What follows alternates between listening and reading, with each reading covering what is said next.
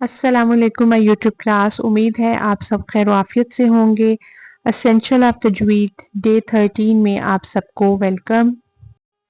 आज हमारा टॉपिक होगा हरूफ गुन्ना और गुन्ना की इकसाम। सबसे पहले हम देखेंगे गुन्ना किसको कहते हैं। गुनगुनाहट इसके लुग़वी मायने हैं और ये आवाज़ को थोड़ी देर के लिए नाक में ठहरा कर गुनगुनी आवाज़ में पढ़ने को गुन्ना कहा जाता है। जब हम इसकी मिसालें देखेंगे तो इंशाल्लाह मज़ीद क्लियर हो जाएगा। इसके इस्तिलाही मायने होते हैं, एक ऐसी आवाज़ होती है जो नून और मीम को अदा करते वक्त नाक की जड़ में पाई जाती है। इसको खुशूम भी बोलते हैं, नाक का बांसा भी बोलते हैं और ये नाक की जड़ भी कहलाती है। यहाँ से आवाज़ को थोड़ी देर के लिए हम रोकते हैं।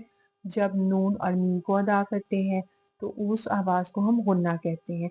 हरूफ गुन्ना हमारे पास दो होते हैं, एक है नून और एक है मीम।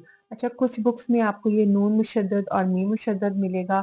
उसकी रीज़न वो डिपेंड करता है इसके गुन्ना की इकसाम पे कि गुन्ना आनी है या गुन्ना ज़मानी है। वो हम नेक्स्ट देखेंगे तब क्लियर हो जाएगा। इसका मखरिज नंबर 17 आखिरी मखरिज है। हमने पढ़ा था कि टोटल मखारिज 17 है। आखिरी मखरिज हमारे पास है नून और मीम में गुन्ना खुशूम यानी नाक के बांसे से निकलता है। नून और मीम को अदा करते वक्त जब नाक के बांसे में आवाज़ थोड़ी देर के लिए ठहरती है तो वहां से नून और मीम अदा होते हैं। नेक्स्ट हमारा टॉपिक होगा गुन्ना की इकसाम।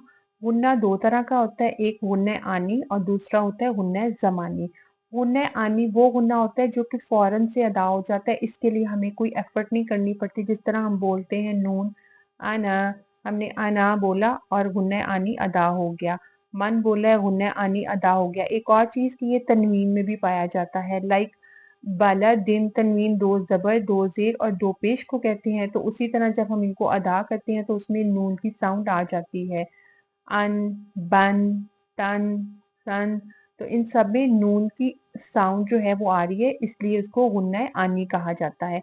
दूसरा गुन्ना वही गुन्ना है जो कि जब नून और मीम मुशद्दद होंगे तो नाक की जड़ में जो आवाज पाई जाती है उसको कहते हैं। और यहाँ पे हम ये एफर्ट लगाएंगे क्योंकि हम इसको थोड़ा सा रोक के एक अलिफ की मिकदार के बराबर इसको अदा किया जाता है, इसलिए इसको गुन्ना ज़मानी कहा जाता है।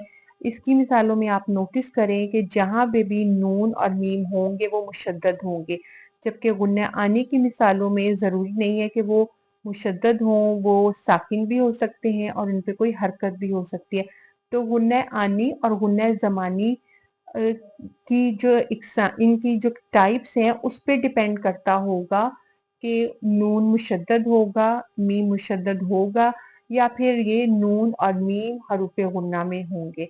इसलिए मैंने आपको स्टार्ट में जो बताया कि हरूफ गुन्ना दो हैं, नून और मीम, उसकी रीजन यही थी कि अगर तो क्लियर हो कि गुन्ना आनी है तो फिर वो मुशद्दद नहीं होंगे, लेकिन अगर गुन्ना ज़मानी होगा तो फिर नून और मीम मुशद्दद होंगे।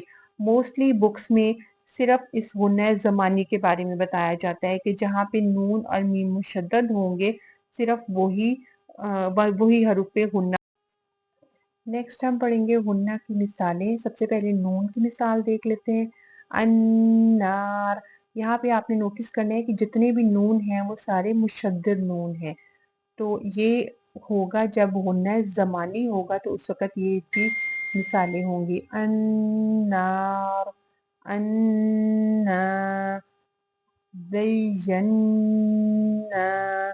अजलहुन्ना, लयमस्सन्ना।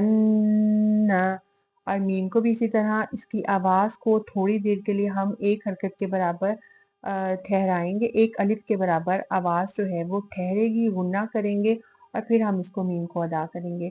अम्मा मिनल यम्मी उम्मुल किताब अलिफ लाम मीम मिम्मा।